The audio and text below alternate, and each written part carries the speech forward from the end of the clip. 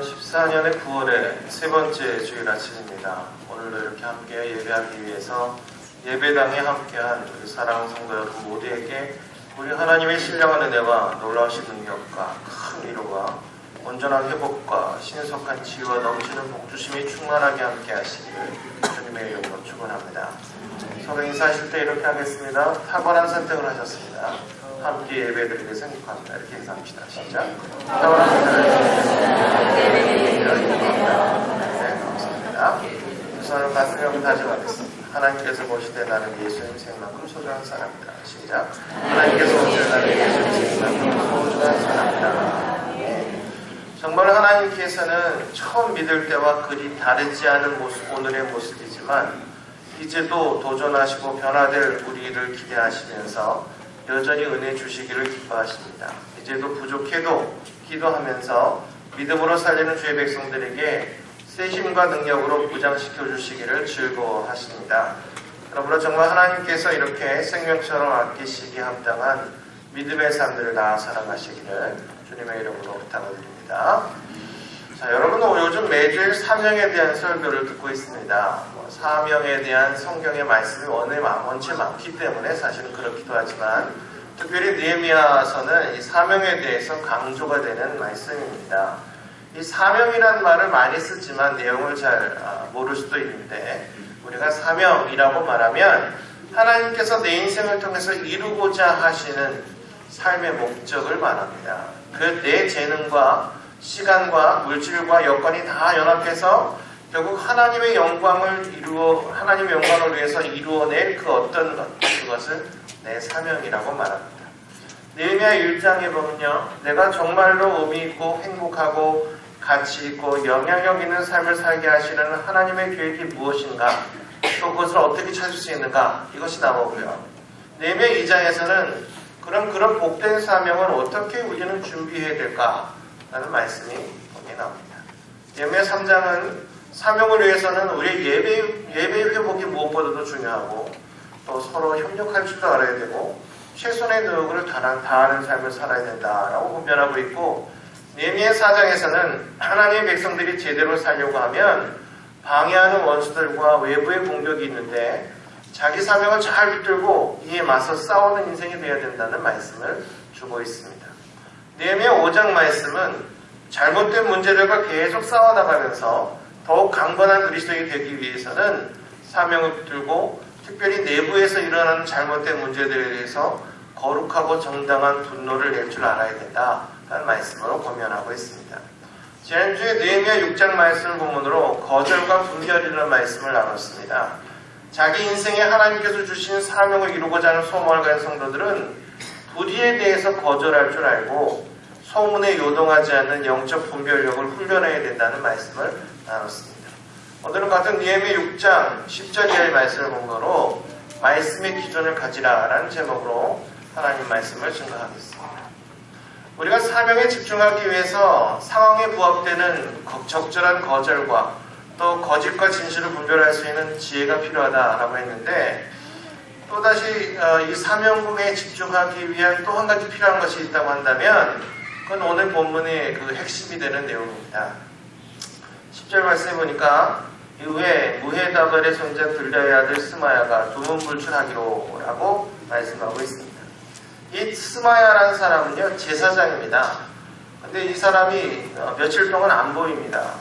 그래서 느헤미야가 직접 집으로 찾아갔습니다. 요즘 말로 신방 갔는데 스마야가 아주 심각한 표정을 하면서 말하기를 그들이 너를 죽이러 올 테니까 이제 우리가 하나님의 전으로 도망가서 외소 안에 숨자라고 합니다.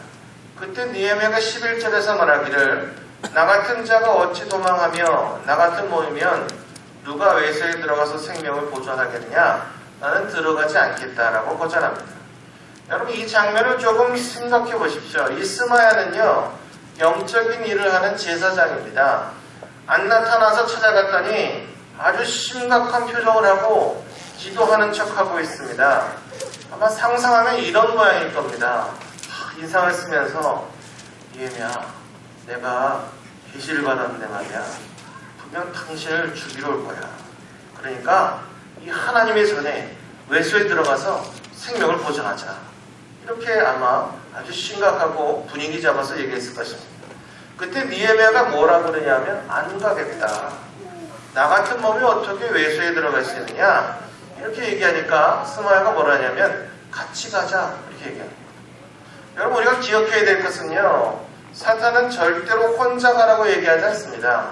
함께 가자고 합니다. 이건 무슨 얘기냐, 사명보다 네 생명 챙겨라. 또 한 가지 문제가 뭐냐면 너의 생명을 위해서는 말씀을 좀 어겨도 된다, 이런 식의 뉘앙스를 보여주는 겁니다. 12절 말씀에 보니까 깨달은 즉 이렇게 되어 있습니다. 그러니까 하나님의 성전의 외소는요, 원래 제사장 외에는 들어갈 수가 없는 곳입니다. 느헤미야는 이 느헤미야서의 주인공으로 나오지만 느헤미야는 평신도입니다. 직업은 정치인입니다. 평신도는 하나님의 전 외소 안에 들어가면 죽임을 당하는 존재입니다. 더군다나 자기 목숨을 구하기 위해서 그 안에 들어가면 돌마저 죽을 일입니다. 스마야의 말은 생명을 위해서는 사명도 무시하고 말씀도 무시하라는 쪽으로 얘기하고 있습니다.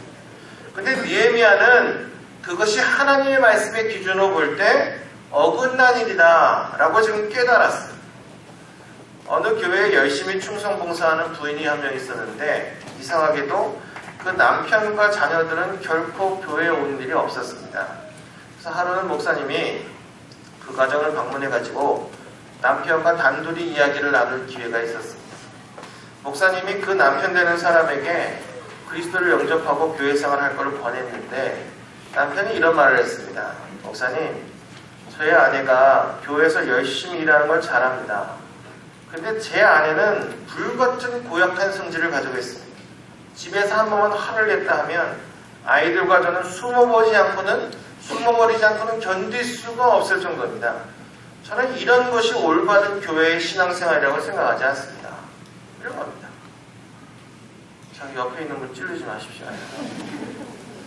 얘기입니다, 얘기. 목사는 곧 이 남자의 부인을 만나가지고 남편에게 들은 말을 사실대로 다 얘기했습니다. 그 말을 듣고 부인이 진실로 뉘우치면서 앞으로 잘해보겠다라고 했습니다. 부인은 목사와 함께 무릎 꿇고 기도한 후에 헤어졌습니다. 근데 일이 있은 지 바로 며칠 후였습니다. 남편이 낚싯대를 가지고 집 안에 들어오다가 실수했습니다. 새로 사다가 달아놓은 지 며칠 안 되는 전등을 산산조각 깨트려버렸습니다. 이 당황한 남편은 이제 아내의 불과 같은 성격 때문에 이제 막 벼락이 칠 거다 이렇게 멈칫서서 당황하고 있는데 벼락이 떨어지지 않습니다. 그 대신 기차를 들고 와가지고 깨어진 조각을 틀어담는 아내가 미소를 머금고 여보 괜찮아요 이렇게 말하고, 그 다음날 주일 예배에 그 남편은 아내와 나란히 교회에 와서 앉아 있었고 몇 주일 후에 그 마음을 그리스도에게 바치고 그리스도인이 되었다는 전설이 내려오고 있습니다. 여기서 알 수 있는 것은요, 이 남편이 가지고 있는 신앙생활을 결정하는 기준은 아내의 삶이었습니다. 목사님의 권면이나 좋은 책이 구원으로 인도한 것이 아니고 신앙생활을 잘한다는 아내의 가정의 삶이 변화된 것이 이 가족을 그리스도에게로 인도한 것입니다. 이 남편에게는 아내의 삶의 모습이 결정적인 판단의 기준이었다는 겁니다. 그런데 우리 그리스도인들의 절대적 판단 기준은 하나님 말씀입니다. 그렇기 때문에 우리가 사명에 집중하기 원하면 이런 말씀의 기준을 명확히 가지고 있어야 합니다. 우리가 우리의 사는 삶을 의미 있게 살아가기 위해서 올바른 방향을 계속 가기 위해서는 이렇게 하나님 말씀으로 무장하는 일이 필요합니다. 어떤 현상이나 사건이나 제안이 올 때 하나님 말씀을 잘 알기 때문에 그것에 근거해서 깨닫고 판단하는 백성들이 되어야 합니다. 여러분, 성경에 없는 얘기는 다 거짓말입니다. 어느 고등학교 1학년 학생이 어느 목사님에게서 물었습니다. 문과, 이과 결정을 고민하다가 상의를 해봤는데 내용인즉슨 이 학생이 철야 예배를 갔는데 그게 목사님이 방언으로 막 기도를 하셨더니 통역을 해주더랍니다. 너는 의사가 될 사람이다. 이과를 가라. 위대한 의사가 될 것이다. 이렇게 하더랍니다. 근데 저는 제 생각에는요, 이렇게 교회 목사님이 문과, 이과를 정해주는 점쟁이는 아니라고 생각합니다. 저한테 와서 물어보지 마십시오. 물어보려면 성적표를 가져오십시오. 이 학생은요, 수학 성적이 형편없고 과학도 못합니다. 근데 이과로 가라는 주님의 명령이 떨어지니까 답답한 겁니다. 그래서 기도했답니다. 하나님 이번에 수학과 과학 성적 올려주시면 주의 뜻에 순종하겠습니다. 했지만 결과는 국어와 영어는 만점 맞았는데 수학은 떨어졌습니다. 상담하기를 이과 가는 게 정말 주님의 뜻이니까 라고 하더랍니다. 제 생각에는 아니라고 생각합니다. 하나님은 그런 식으로 사명을 주는 분이 아닙니다. 왜 이런 일이 생기냐? 왜 이런 일이 들리냐? 바로 말씀의 기준이 없기 때문에 그런 얘기를 하는 겁니다. 명확한 말씀의 기준이 있어야 깨달을 수 있습니다. 뇌물을 받는 것이 주님의 뜻인지 아닌지 말씀의 구조를 가지고 움직여야 되지 않겠습니까? 이 법안에 찬성표를 던지는 것이 주님의 뜻인지 아닌지 이게 말씀의 기준을 비춰가서 결정해야 되는데 우리는 너무 말씀과 상관없는 삶을 살고 있다는 겁니다. 우리나라의 기독교인들이 말씀을 모름으로 말미암아 벌어진 시대의 최대 사기극이 있었습니다. 1980년대 신앙생활 하신 분들은 허시콜레 박사가 쓴 내가 본 천국이라는 책을 다 아실 겁니다. 옛날 분들은 거의 다 집에 하나씩 다 있을 겁니다. 이 허시콜레 박사가 천국에 갔다 온 얘기를 쓴 건데 엄청나게 팔렸습니다. 책을 구하지 못해가지고 복사본이 돌았고요. 일반 서점에서도 갖다 팔 정도로 엄청난 베스트셀러였습니다. 이분이 우리나라 와가지고 한영고등학교에서 집회를 했는데 그때 극동방송 부사장이었던 송영필 목사님이 통역을 했습니다. 이 송영필 목사님이 통역을 하다가 갑자기 설교를 중지시켰습니다. 당신들 성경에 없는 얘기를 하냐? 이렇게 해서 설교를 중단할 것을 요구했습니다. 이 허시콜레 박사가 그 천국에 갔더니 솔로몬이 노동을 하고 있더라는 거예요. 근데 그게 천국도 지옥도 아닌 곳에서 노동을 하더라는 거예요. 성경에 그런 얘기 없습니다. 천주교의 연옥설과 비슷한 이야기고 성경에 없는 천국 얘기를 얘기하다. 송영필 목사님이 이거 성경에 없는 얘기다. 성경에 이런 말 수 없다. 중단해라. 이렇게 했지만 허시콜레 박사가 계속하니까 결국 통역 안 한다고 내려버렸습니다. 그때 다른 사람들이 생각하기를 저렇게 신령한 목사님, 천국에 갔다 온 분의 말씀을 통역하지 않더니 참 이상한 사람 다 있다. 그러고는 다른 목사님이 올라가서 신나게 통역을 했고 많은 사람들이 안수기도 받느라고 막 새벽까지 계속했어요. 근데 결국 가짜로 판명났습니다.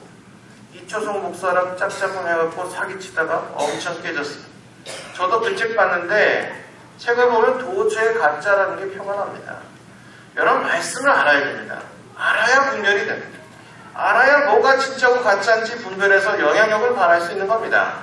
여러분 사명을 제대로 감당하기 원하거든 이 말씀에 집중하는 분들이 되시기 바랍니다. 유대인들은 뛰어난 민족으로 유명하죠. 우리나라 사람들도 사실 이게 크게 뒤지진 않는데 차이점이 좀 있습니다. 이 유대인들은 대학에 들어오면서 그때부터 힘을 내고 두각을 드러내고 사역의 집중력을 드러내는 반면에 한국에 있는 사람들은 대학에 들어가면 힘을 잃고 다른 일에 신경을 씁니다. 실제 유대인들은 노벨상을 받는 3명 중에 1명꼴입니다. 우리는 고작 김대중 전 대통령이 민주화운동 열심히 해가지고 받은 노벨 평화상 하나뿐입니다. 아직 공부해서 받는 노벨 물리학상, 화학상 이 근처에도 못 가봤습니다. 과거에 현재 수많은 미국에 저명하고 영향력 있는 대부분의 사람들이 유대인입니다. 유대인들은 단순히 공부만 잘한 것이 아니고요. 전 세계에 영향력 있는 민족으로 떠오릅니다. 미국 클린턴 시절에 재무부 장관 지냈던 루빈도 유대인이고 한때 오랫동안 전 세계의 경제를 좌지우지하던 연방제도위원회 위원장이었던 크리스펀도 유대인입니다. 부시 클린턴 아들 부시 대통령까지 계속해서 미국의 경제권을 좌지우지했습니다. 그때 여자 국무장관이었던 올브라이트 이 사람도 유대인이고 국방장관 코헨도 유대인이고 여러분이 잘 아는 스필버그 감독도 유대인이고 키신저, 아인슈타인 다 유대인입니다. 이들 가운데 확실한 영향력을 발한 사람들은 정말 그 유대인의 모습을 명확하게 증거하며 살았습니다. 근데 이런 것에 의문을 가지고 스탠포드 대학의 젠생 교수가 전 민족의 지능을 좀 검사해봤는데 평균적으로 다른 민족에 비해서 유대인의 지능만 특별한 게 아니었습니다. 하나님은 모두 같은 지능을 모든 민족에 나눠주셨습니다. 단지 과성취자와 미성취자가 있더랍니다. 근데 유대인들은 대부분 성취자 아니면 과성취자였다. 중요한 거 한 가지는 유대인들은 13살 이전에 교육이 확실하게 부모 책임으로 되어 있습니다. 그 교육의 핵심이 뭐냐면 주 너의 하나님을 사랑하라. 하나님께 영광 돌리는 삶, 영향력 미친 인생이더라. 이게 13살 이전에 가르쳐주는 주된 가정교육 내용입니다. 그러니까 애들 어렸을 때부터 너는 서울대학 가야 돼. 이 얘기하는 게 아니고 너는 하나님을 사랑해야 되고 이 세상에 영향력 미친 인생이 돼야 된다. 이걸 가르친다는 거예요. 근데 우리는 출세 지향적으로 가르칩니다. 대학 가라. 대학까지 하면 출세할 수 없다. 그래서 이제 대학에 가서 원하는 바를 성취했죠. 그러니까 집중력을 상실하는 거예요. 그 다음에 어딜 가야 될지 몰라버리는 거예요. 그러니까 뭔가 기준을 상실한 삶으로는 어떤 것도 이뤄낼 수가 없습니다. 혹시 여러분들 그 목사님들의 설교를 들을 때 나름의 기준을 가지고 듣고 있습니까? 아마 나름 있을 겁니다. 그런데 그 기준은요 굉장히 성경적이어야 됩니다. 자기 취향의 문제는 절대적인 판단의 기준이 아닙니다. 그리고 간혹 있을 수 있는 목사님의 말씀 중에는 실수 같은 거 이런 거는 은혜 받음에 걸림돌이 돼서는 안 됩니다. 어느 목사님이 설교 중에 큰 실수를 했다고 그러죠. 말씀하시기를 니고데모는 신분이 쇠기였고 키가 작았습니다. 근데 그는 예수님 몹시 보고 싶었습니다. 그러니까 설교를 듣는 성도들이 수군거리셔. 목사님은 내 설교가 은혜가 있나봐. 내 생각하셔서 계속 큰 소리로 설교했어요. 그때 예수님이 니고데모가 사는 동네에 오셨습니다. 니고데모는 예수님이 보고 싶어서 나갔다가 키가 작아서 뽕나무 위에 올라갔어요. 그러니까 성도들이 실실 웃는 거예요. 그때 목사님이 눈치챈 거죠. 아, 내가 지금 실수했다. 막 당황했습니다. 근데 그때 목사님이 순간 재치를 발휘했어요. 이렇게 설교했어요. 그때 삭개오가 뛰어나와서 얘기했습니다. 야, 그 자리 내 자리야. 빨리 내려와. 여러분, 근데 사실 사람 이름 하나 실수하는 거 이건 핵심을 건드리지 않습니다. 목사님이 실수를 했는데 사실 이거는 니고데모와 삭개오가 누군지 모르면 아무 문제가 안 됩니다. 우리 교회 기도하러 나오는 분들 뭐 많이 실수하는 분도 없는데 간혹 들어보면요, 이렇게 성가대를 위해서 기도할 때요, 가끔 허선대 성가대였다가 임마누엘 됐다가 할렐루야 됐다가 그거 이럽니다. 자기가 섬겼던 교회 성가대의 이름을 자꾸 얘기하게 되는 거예요. 근데 우리가 그냥 우리도 잘 몰라요. 왜냐하면 안 보면 뭔지 모르거든요. 그런 줄 알고 넘어가는 거예요. 모르면 아무 문제가 안 돼요. 그리고 알아도 그래 우리 교회 성가대 하나니까 그렇게 얘기했겠지. 그건 넘어가는 거예요. 그런데 여기에 잘못 꽂히면 그 다음에 예배가 진행이 안 돼. 아까 기도하다가 임마누엘을 했어. 그래갖고 다른 순서가 눈에 안 들어요. 마찬가지로 어떤 목사님이 말씀하시는 거에 어떤 게 딱 핵심이 하나 딱 꽂혀버리면 다른 게 안 들어오는 거예요. 정말 중심이 안 들어오는 거예요. 그게 문제입니다. 핵심은요, 말씀의 내용입니다. 거기 들어가는 어떤 주인공들이 아니고.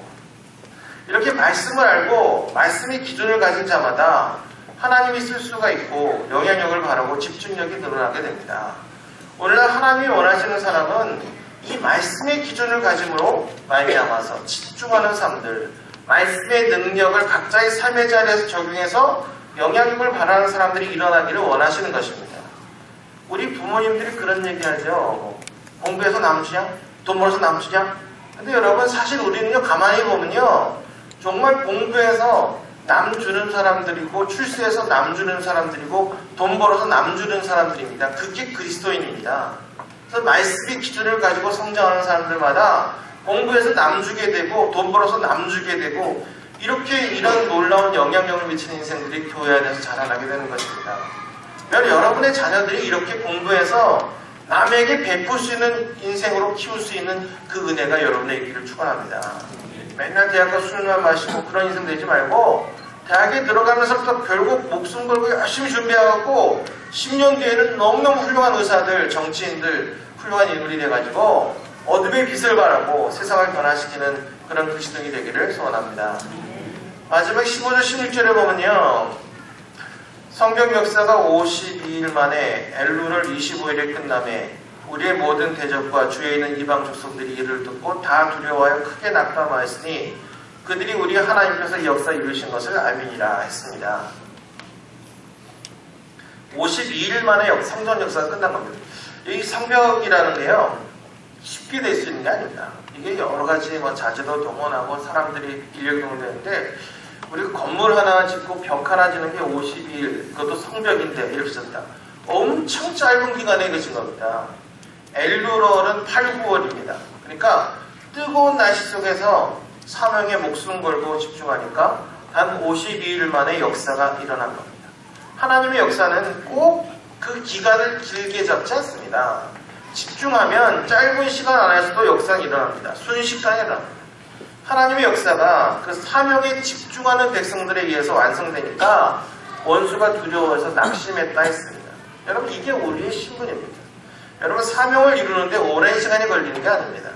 저는 상무대교회에 속한 청년 군인들, 또 우리가 기르고 성장시키기 원하는 우리 자녀들, 이 주님이 주신 사명을 깨닫고 집중해서 정말 목숨 걸기 시작한다면 그들이 아직 젊은 시절부터 이 하나님의 역사를 이루어내면서는 축복된 인생이 될 줄로 믿습니다.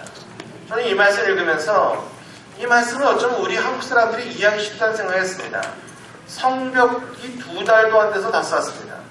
이게 부실한 공사를 해야 할지 모르지만 이 공사는 완벽하게 끝난 것 같습니다. 느헤미야가 빨리빨리 다 해치웠습니다. 이 빨리빨리 영을 가진 우리나라 민족들이 하나님께 주신 사명에 집중한다면 정말 느헤미야가 쓰임받을 줄로 믿습니다. 우리나라에 복음이 들어온 지 기키야 100년, 200년밖에 안 되는데 전 세계에서 2번째로 많은 선교사를 보내고 있는 그런 나라로 성장했습니다. 엄청 성장했죠. 물론 내실을 더 봐야 되지만 정말 하나님께서 우리 가운데 큰 축복을 내리고 있습니다. 이렇게 우리는 이해할 수 있습니다. 하나님이 주신 사명에 집중하기만 하면 느헤미야 같은 쓰임을 우리도 갈 수 있을 줄 믿습니다. 우리가 사명에 빨리빨리 움직여서 짧은 시간 안에 우리도 역사를 좀 보자는 겁니다. 여러분, 너무 멀리만 보지 마십시오. 지금부터 우리가 사명을 잘 알고 집중하기 시작하면 이 52일의 역사는 우리들의 삶 가운데도 일어날 줄로 믿습니다. 말씀을 정리하겠습니다. 이 사명자는요, 하나님께서 주신 사명을 발견한 사람들은 마지막까지 초지일관하는 자세로 사명에 집중해야 됩니다. 소망이 없고 열매가 없는 일에 집중하는 것이 아니고 주님 주신 것을 붙잡아야 합니다. 또 우리는 거절하는 능력을 가져야 사명에 집중할 수가 있습니다. 부정과 부패를 거절하고 오직 진리만을 고집하는 사명자들이 일어나면 분명히 대한민국은 바뀌어질 것입니다. 그리고 사단이 만들어낸 소문과 말에 요동하지 말아야 됩니다. 자신을 변명하고 진상을 밝히라 시간 낭비하지 말고 계속해서 주시는 사명에 집중하면 그건 하나님께서 해결해 주십니다. 그러므로 말씀의 기준을 가지고 말씀의 능력으로 일어나는 사명자들이 다 되시길 바랍니다.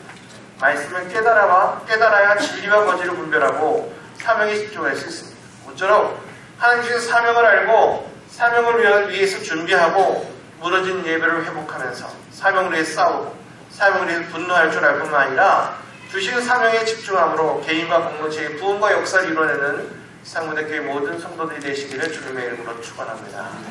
기도하겠습니다. 우리가 1분 동안 기도할 때 주님이 내 인생에 주신 꿈과 소망에 집중함으로 말미암아 정말 빠른 시간 내에 하나님께서 이루신 놀라운 일들을 내 삶 가운데 일어날 수 있도록 은혜와 능력을 주시기를 함께 기도하겠습니다. 기도합시다. 살아계신